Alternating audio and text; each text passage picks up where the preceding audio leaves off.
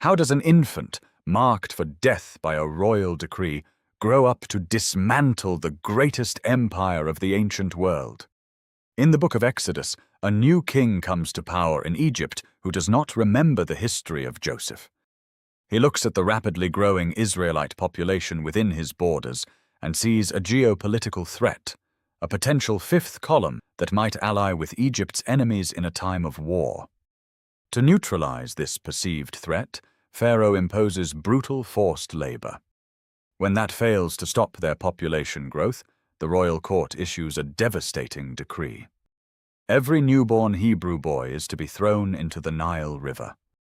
The sheer scale of this systemic oppression creates a scenario where internal rebellion is virtually impossible.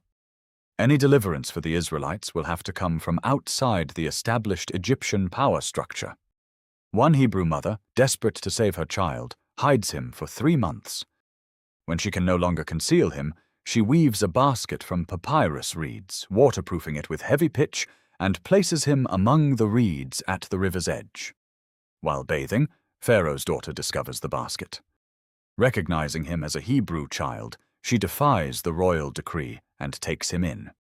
She eventually adopts him into the royal household, naming him Moses. Moses grows up with the education and status of an Egyptian prince, yet he remains the son of Hebrew slaves. He lives within the palace walls while his biological family performs the labor that built them. As an adult, that internal tension violently surfaces. Moses watches an Egyptian overseer brutally beating a Hebrew laborer. He steps in, kills Isimtsats the Egyptian, and buries the body in the sand. Exodus presents this action as a morally complex breaking point rather than a triumphant hero's strike. The act is impulsive, secret, and driven by a crisis of allegiance. The killing is quickly discovered.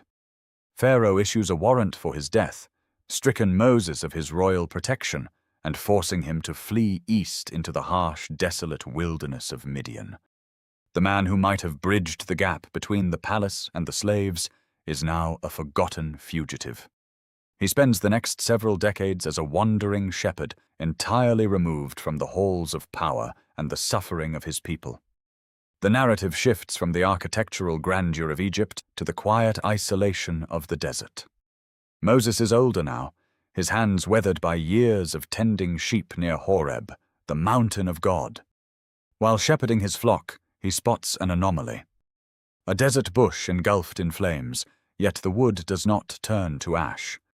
As he approaches, a voice calls to him from the fire, identifying itself as the God of his ancestors, and commands him to return to Egypt. When Moses asks for the name of the deity sending him, the response is profound. The text reads, "I am who I am." This divine name anchors the biblical understanding of God's eternal self-existent identity throughout the rest of Scripture. Moses immediately resists. He argues that the Israelites will not believe him. He claims he is slow of speech and struggles to articulate his thoughts. Finally, he simply begs God to send someone else. God counters every excuse, assigning Aaron to speak for him. The text highlights a deliberate choice. Relying on a hesitant, doubting exile rather than a confident warrior underscores that the upcoming confrontation will be won by divine capability, not human strength. Moses and Aaron stand before Pharaoh with a clear demand: let the people go. Pharaoh not only refuses, but retaliates by forcing the Israelites to gather their own straw while maintaining their impossible brick quotas. This creates a deeply painful reality for the Israelites.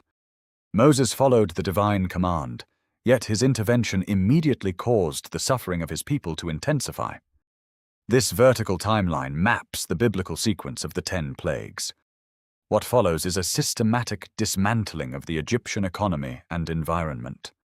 The water of the Nile turns to blood, followed by swarms of frogs, gnats, and flies. Livestock perish, boils break out, and massive hail destroys the crops.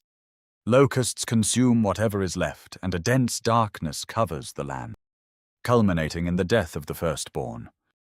Throughout this progression, The Exodus text presents a complex theological dynamic regarding Pharaoh's stubbornness. It repeatedly notes that Pharaoh hardened his own heart against the evidence, while also stating that God hardened Pharaoh's heart, driving the conflict to its absolute limit. This methodical destruction of Egypt's resources and gods serves a specific purpose in the narrative.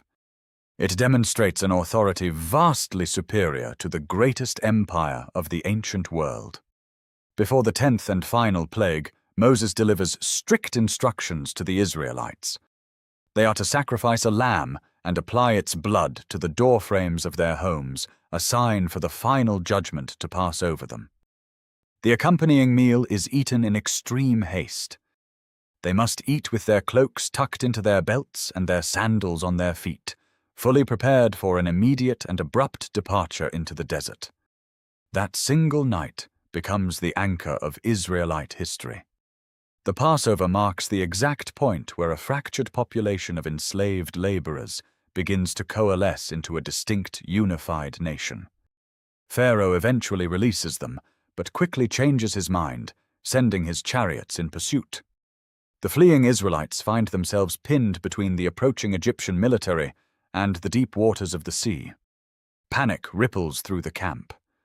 The biblical text calls this body of water the Yam Suf, traditionally translated as the Red Sea, though historians and archaeologists continue to debate its precise geographic location. As the crowd turns on him in fear, Moses does not falter. He commands them to stand firm and wait to see the deliverance that will be brought to them that very day. According to the text, a strong east wind drives the sea back throughout the night. The waters divide, forming walls on the right and left, allowing the Israelites to cross the seabed on dry ground. Escaping the Egyptian forces requires the people to step directly into a terrifying, seemingly impossible path. They have to move forward into the divided waters long before they can guarantee they will safely reach the other side. As the Egyptian chariots give chase, Moses stretches his hand over the sea once more. The water crashes back into place, sweeping away the Pesoktinlases and leaving the Israelites safe on the opposite shore. The vulnerable infant who was once hidden in a tiny basket among the reeds now stands on the shore as a weathered leader, having guided an entire population out of bondage. The account in Exodus follows the trajectory of a man forced to choose an allegiance.